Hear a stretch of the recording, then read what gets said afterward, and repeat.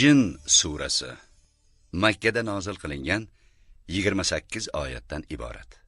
Surada bir guruh jinlar toifasi Rasul alayhisalom huzuriga kelib, Qur'on tilovatini tinglab, so'ng iymon keltirganlari, umuman jinlar bilan insonlar o'rtasidagi munosabatlar, ularning samoviy vahiylarga aloqasi va boshqa ma'lumotlar o'z ifodasini topgan. Ma'lumki, Muhammad alayhisalom insonlarga ham, jinlarga ham barobar payg'ambar etib yuborilganlar. Binobarin, jinlar ichida ham mu'minlari va kofirlari, yaxshilari va yomonlari bor. Eng yovuzlari shaytonlar deb ataladi. Jinlar tutunsiz olovdan, farishtalar esa sof nurdan yaratilgan. Bismillahirrahmanirrahim. Mehribon va rahimli Alloh nomi ila. قل أوحي إلي أنه استمع نفر من الجن فقالوا إنا سمعنا قرآنا عجبا.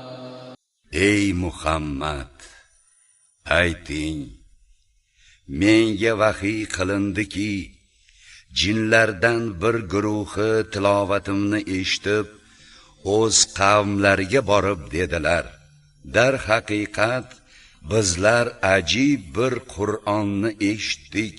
Yahdi ila rushd faamanna bih va lan nushrika bi robbina ahada. U to'g'ri yo'lga hidoyat qiladi, biz darhol unga iymon keltirdik. Bizlar endi Rabbimizga hech kimni sira sherik qilmagaymiz.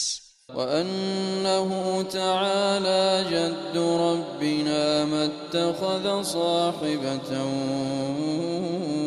wa la walada. Albatta buyukligi oliy bo'lmish Rabbimiz birorta xotin ham, farzand ham tutgan emasdir. وأنه كان يقول سفيهنا على الله شططا. Albatta bizning ichimizdagi ablah iblis Alloh sha'niga uning xotini va farzandi bor deb tuturuqsiz so'z aytar edi.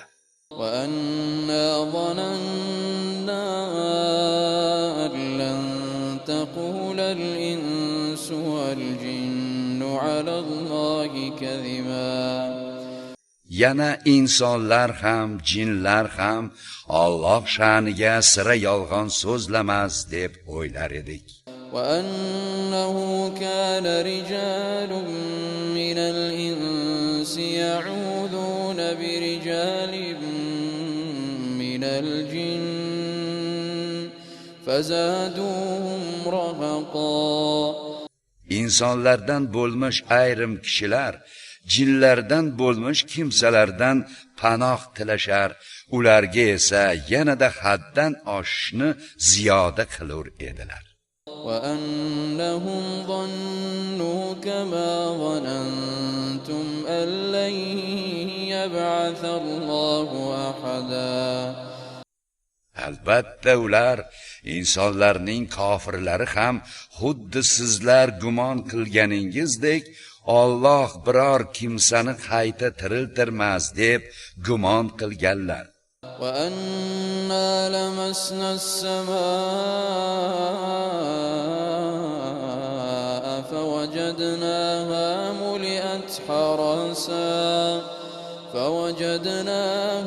ملئت حرسا شديدا وشهبا. Bizlar farishtalardan vahiyni eshitib olish uchun osmonga daxldor bo'lgan edik. Uning kuchli qo'riqchi farishtalar va jinlarga otiluvchi uchar yulduzlar bilan to'la ekanini ko'rdik. وأنا كنا نقعد منها مقاعد للسمع فمن يستمع الآن يجد له شهابا رصدا. Biz ilgari undan osmondagi ba'zi joylarga farishtalar so'zlarini eshitib olish uchun o'tirib olar edik. Endi hozir Muhammad payg'ambar bo'lgach, kimki qaysi jin tinglamoqchi bo'lsa, o'zini kuzatib turgan bir uchar yulduzni topar. وَأَنَّا لَا نَدْرِي أَشَرٌّ أُرِيدَ بِمَنْ فِي الْأَرْضِ أَمْ أَرَادَ بِهِمْ رَبُّهُمْ رَشَدًا. Biz yerdagi kishilarga Alloh tomonidan yomonlik iroda qilinganmi yoki Parvardigorlari ularga to'g'ri yo'lni iroda qilganmi bilmasmiz. وَأَنَّا مِنَّا الصَّالِحُونَ وَمِنَّا دُونَ ذَلِكَ كُنَّا طَرَائِقَ قِدَدًا. Albatta bizning oramizda yaxshilar ham bor va shuningdek oramizda undan beriroqlar ham, yomonlar ham bordir. وَأَنَّا ظَنَنَّا أَن لَّن نُّعْجِزَ اللَّهَ فِي الْأَرْضِ وَلَن نُّعْجِزَهُ هَرَبًا. Biz bundan ilgari turli tuman yo'llarda edik. Bizlar yana Qur'onni eshitganimizdan so'ng bildikki, yer yuzida Allohni ojiz qoldira olmasmiz va undan jazosidan qochib qutula olmasmiz. وَأَنَّا لَمَّا سَمِعْنَا الْهُدَى آمَنَّا بِهِ فَمَن يُؤْمِن بِرَبِّهِ فَلَا يَخَافُ بَخْسًا وَلَا رَهَقًا. Biz hidoyatni, Qur'onni eshitdik-u, unga iymon keltirdik. Bas kimki Parvardigoriga iymon keltirsa, demak u yaxshiliklarning kamayib qolishidan ham, yomonliklarning ortib ketishidan ham xavfi bo'lmas. وَأَنَّا مِنَّا الْمُسْلِمُونَ وَمِنَّا الْقَاسِطُونَ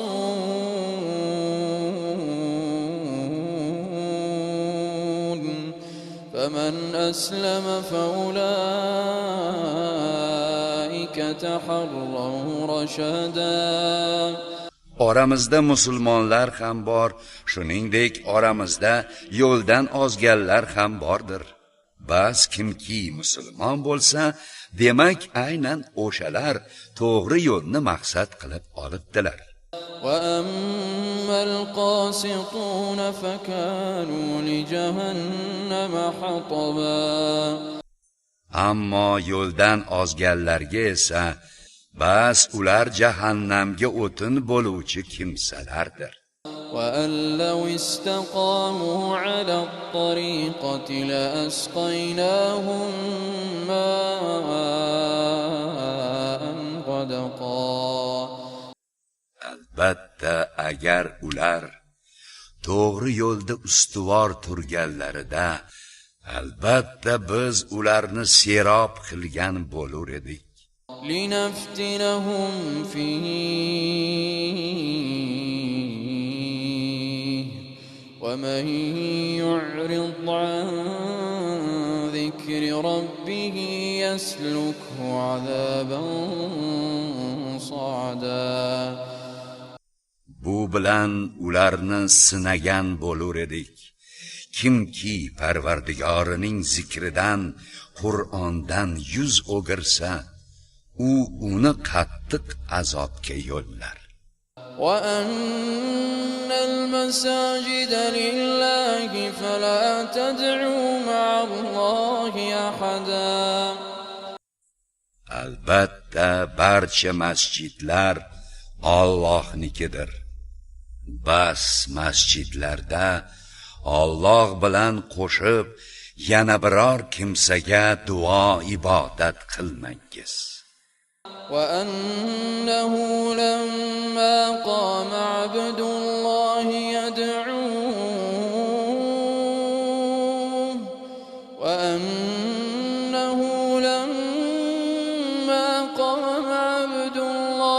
يدعوه كادوا يكونون عليه لبدا.